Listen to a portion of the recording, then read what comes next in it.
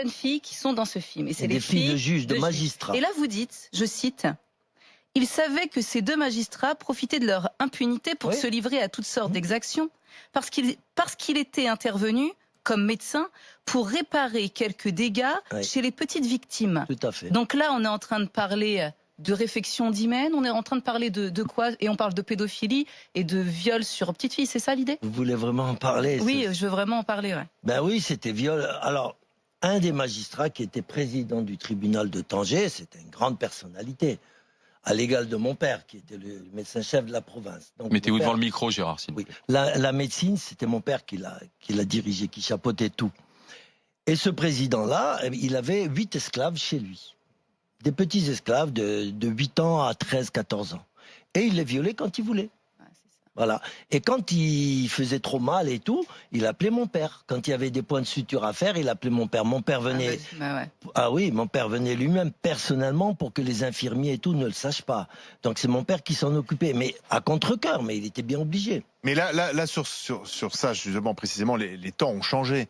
Ah, au Maroc, je suis pas sûr. Hein. Ah non? Oh non, ah non. À partir du moment où c'est le pouvoir, on protège. Ça c'est sûr. Ça c'est sûr. Sauf qu'il y a eu un moment où Hassan II a réagi.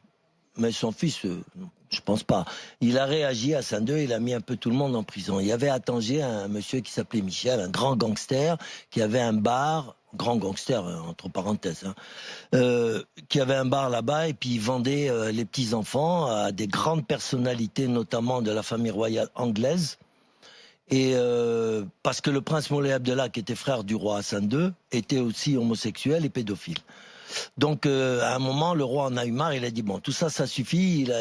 Il a renvoyé son propre frère qui avait violé 6 enfants et qui les avait fait tuer à Rabat, d'accord. Il l'a viré du Maroc et il s'est installé en Belgique. Le Moulay Abdallah, qui est mort du sida. Et donc, à ce moment-là, Hassan II a voulu faire un grand nettoyage. Et il a mis ce grand gangster en prison, il l'a expulsé du Maroc et tout et tout. Il y a eu un nettoyage, mais il y a toujours eu des remplaçants, bien sûr. Et il y en aura toujours.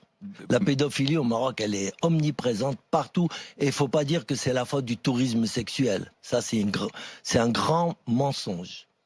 Voilà. Et pourquoi est-ce qu'on n'en mieux pas? Il y a certaines régions du Maroc, comme Tanger ou Marrakech, où ils ont ça dans le sang. Je dis pas que les Marocains sont bisexuels, loin de moi. Mais la région de Tanger, ça prolifère. Et Marrakech, je vous en parle même pas. C'est la capitale mondiale. Il y a beaucoup de liens aussi avec le tourisme, parce qu'on a parlé du Maroc comme la petite Thaïlande. Mais je pense parce que même il y a eu des scandales avec des Français, Hollandais qui venaient se fournir. Sauf qu'on n'a jamais su la vérité, il n'y a jamais eu d'enquête et ça n'est jamais allé à son terme. C'est juste, ça a juste été basé sur des rumeurs. Attends que les gens meurent. Qui n'ont jamais pu être étayées. Si j'ai bien compris. Merci. Ça fait plaisir. Mais non, mais c'est ça. Enfin, non, mais on est dans les grandes gueules. On attend que les gens meurent. C'est pas à moi de les juger, hein, ces gens-là. Voilà. Qu'est-ce que vous voulez que je vous dise? Je donne mon impression, sans plus. Voilà.